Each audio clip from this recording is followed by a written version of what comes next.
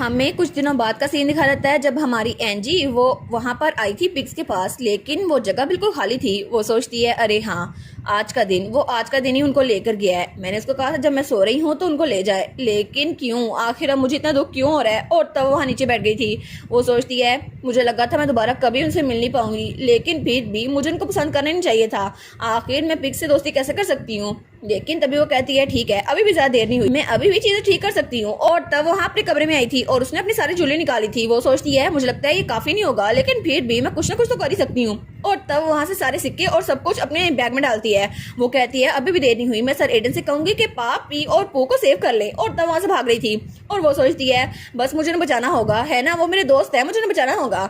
और तब वो कहती है बस मेरा इंतजार करो, लेकिन तभी वहाँ पर रुक जाती है। वो कहती है क्या, क्योंकि दूर से एडन की बग्गी वापस आ रही थी। वो सोचती है क्या वो उनको बेचकर वापस आ भी चुका है।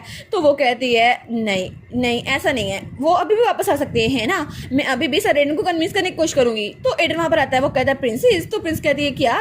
तो वो उसके पास आता है, कहता है आखिर तुम यहाँ पर क्या कर रही हो, क्या वहां पर कुछ हुआ है, तुम यहाँ भागकर क्यों आ गई। वो कहती है नहीं प्लीज पापी और पू को वापस ले आओ, मेरे सारे पैसे ले लो, लेकिन प्लीज मेरे पास इतने पैसे नहीं है, मैं और जमा करूंगी, तुम इनको रख लो लेकिन उनको वापस ले आओ। मैं प्लीज तुमसे दरख्वास्त करती हूँ, अगर तुमने ये ना किया तो प्लीज मैं खुद को माफ नहीं कर सकूंगी। और तब उसने अपना बैग उसको पकड़ा दिया था। तो एडन उसको देखता है और वो सोचता है मुझे लगता है कि शायद ये बहुत ज्यादा परेशान हो रही है। और तब अपना हाथ बढ़ाता है और उसके आंसू साफ करता है। वो कहता है प्लीज रोना बंद करें यंग लेडी, क्योंकि आपको उस डायरेक्शन में देखना चाहिए अपनी आंखों के साथ। तो वो कहती है क्या। और जब वहां पर देखती है तो वो बहुत ज्यादा खुश हो गई थी, क्योंकि वहां पर पापी और पू भी थे। हमारे एडन ने उनको नहीं भेजा था। तो वो जल्द से भागकर उनके पास जाती है। तो एडन वो भी स्माइल कर रहा था, वो जाके उनको गले लगा लेती है। तो हमारा एडन सोचता है अच्छा वो मैंने अपना माइंड चेंज कर लिया, क्योंकि जब मैं वहां पर उसको बेचने के लिए गया तो तब मैंने कहा नहीं मैं इसको बेचने वाला। तो उस बायर ने कहा था क्या आखिर तुम ऐसा क्यों कर रहे हो, तुम्हें पता है ना वो पिग्स कितनी ज्यादा कीमती हैं, तुम अपना माइंड कैसे चेंज कर सकते हो। तो एडन सोचता है मुझे उसके साथ रहने से पता चला कि उसकी खुशी मेरे लिए बहुत ज्यादा मायने रखती है, तो चाहे ये पैसे मुझे मिले ना मिले मैं किसी ना किसी तरह गुजारा कर लूंगा, लेकिन मैं चाहता हूँ कि वो खुश रहे। तो उससे कहता है टू बी ऑनेस्ट असल में मेरी बीवी को वो बहुत ज्यादा पसंद है और मैं इसलिए उनको बेचना चाहता। तो वो आदमी कहता है अच्छा अच्छा अच्छा तो तुम ये सब कुछ अपनी बीवी का लेकर ले हो, है ना। तो हमारा एडन सोचता है मैं कितना शेमफुल हूँ ना। तो तब उसको थोड़ी सी गंदम देते हुए कहता है इसको रख लो तुम्हारी लवली वाइफ के लिए। तो वो सोचता है ओ नो अब ये पूरी लेजली पूरे टाउन में ये बात फैल जाएगी कि मैं अपनी बीवी के लिए पागल हूँ। तो तब एडन वहां से वापस आ रहा था। वो सोचता है मैंने उससे माफी मांग भी ली थी, लेकिन फिर भी मेरा दिल आमादा नहीं हुआ, क्योंकि मैं जानता था कि वो बहुत ज्यादा दुखी होगी। और तभी पीछे से हमारी हीरोइन के पास आती है बस कर दो पू। और तब वो पीछे देखते हैं। वो कहता है ठीक है बग्गी बहुत ज्यादा हिल रही है तो तुम उनके दरमियान बैठ जाओ ताकि नीचे ना गिरो। तो वो उनके दरमियान बैठी हुई थी। वो कहती है ठीक है ठीक है। तो तब वो बहुत ज्यादा खुश थी। वो सोचती है उसने मेरे लिए ये सब कुछ किया। और तब उनको फार्म में ले आए थे और पिग्स को वहां पर बिठा दिया था। तो हमारा एडन कहता है ये लो अपना बैग भी ले लो।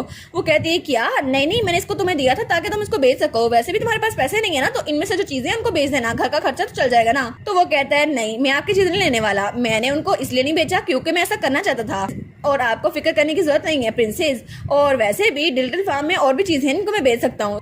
तो वो कहती है सच में, और वो थोड़ी खुश हो गई थी। और तभी वो ऊपर होती है और हमारे एडन के गाल पे किस कर लेती है। वो कहती है thank you so much sir Aidan. और तभी उसको एहसास होता है उसने क्या किया है। तो वो पीछे होती है और जल्दी से वहां से भाग जाती है। वो कहती है मैं जाकर ब्रेकफास्ट तैयार करती हूँ। तो एडन वहीं का वहीं खड़ा रह गया था और एडन वो तो बहुत ही ज्यादा ब्लश कर रहा था। वो सोचता है क्या अभी उसने क्या किया, और हमारा हीरो तो बहुत ही ज्यादा ब्लश कर रहा था। और तब सीन चेंज होता है और हमें अगले दिन का सीन दिखा रहता है जब हमारा एडन वहां पे आलू काट रहा था और मिसेस मैग भी वहां पर आई हुई थी। तो मिसेस मैग वो तो बड़ी शरारती स्माइल्स को देखती है। वो सोचती है क्या इनके दरमियान कुछ हुआ है। तो वो कहती है यंग मास्टर आप टाउन कब जाने वाले हैं। तो वो कहता है क्या। वो कहता है मैं जल्दी चल जाऊंगा। तो वो कहती है जल्दी चल जाना, रिंग कंप्लीट हो गई है और वो तो बहुत ज्यादा प्रिटी लगती है, तुम उसको देखना चाहोगे। वो कहता है हाँ हाँ मैं उसको देखना चाहता हूँ। तो तब मिस मैं कहती है तुम लोग को हुआ क्या है, आखिर चेहरा क्यों बनाया हुआ है। और फिर वो कहती है तुम्हें जल्दी जाना चाहिए, क्या पता वो रिंग चोरी हो जाए, तो जल्दी करना। वो कहता है ठीक है मिसेस मैग मैं चला जाऊंगा। और तब वो सोचता है मैं तो बहुत ही ज्यादा कंफ्यूज हूँ। और तभी उसको वही वाला सीन याद आता है। वो सोचता है आखिर उसका मतलब क्या था, शायद वो मेरे लिए कुछ फील करने लग गई हैं, लेकिन क्या नोबल्स में ये कॉमन नहीं है कि गाल पे किस किया जाए एक दूसरे को ग्रीट करने के लिए। और वो तो बहुत ज्यादा परेशान हो गया था। वो सोचता है अब मैं क्या ही करूं, मैं इसे डायरेक्ट तो पूछ ही सकता, लेकिन जब मैं इंपीरियल पैलेस में था ना तो मुझे ये सब कुछ सीखना चाहिए था।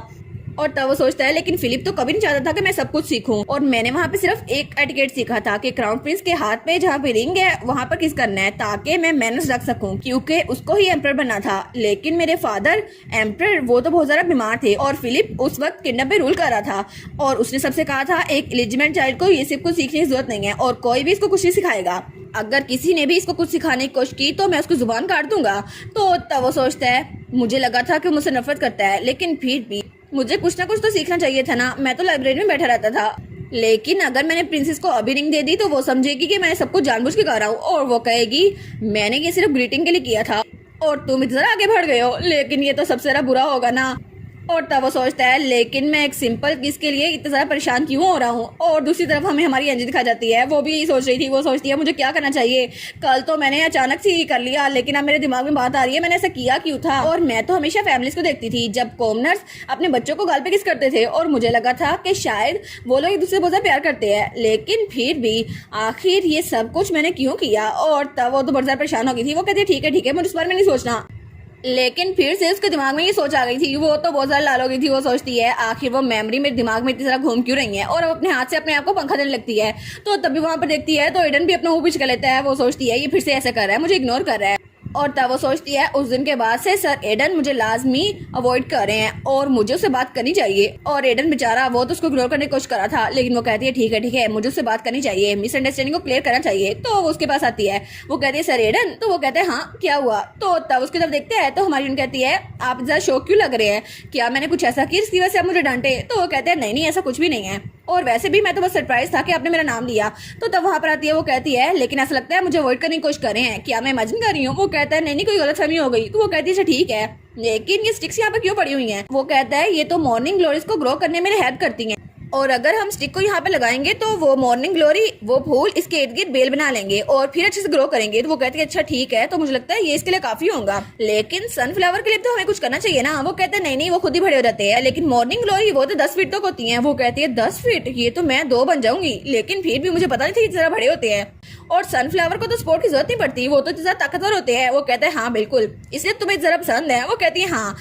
तो वो सोचती है चलो अच्छा है हम लोग नॉर्मली बात कर रहे हैं, अब हम लोग इकट्ठे बात कर सकती हैं। तो तब उससे बात करते हुए कहती है सर एडन उस दिन जब पापी और पू वापस आए थे ना तो जो कुछ हुआ था। वो कहता है हाँ क्या हुआ था।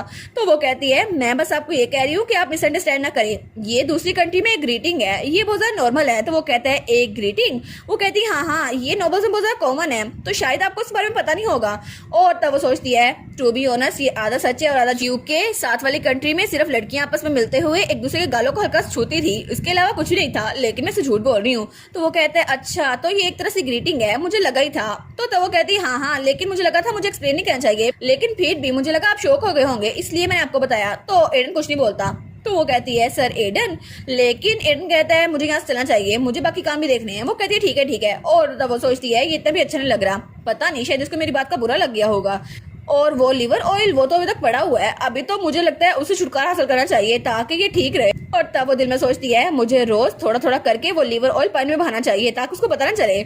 और दूसरी तरफ एडन वो तो अपना सर दरवाजे के साथ टका के खड़ा हुआ था। वो सोचता है मैंने क्या सोचा था और ये क्या हो गया, मुझे लगा था वो मुझे पसंद करने लग गई है, लेकिन ये तो सिर्फ एक ग्रीटिंग की फॉर्म थी ना। आखिर मैं इतना ज्यादा पुरुमीद क्यों हो गया था कि मुझे पसंद करेगी। नहीं ऐसा नहीं हो सकता, शायद मुझे ही गलत फहमी थी, क्योंकि अब तो मैं प्रिंस को पसंद करने लग गया हूँ ना। और इसी के साथ ये वाला पार्ट यहीं पर ख़त्म। तो आप लोग बताइएगा आप लोग को ये पार्ट कैसा लगा, और वीडियो को लाइक और चैनल को सब्सक्राइब लाजमी कीजिएगा।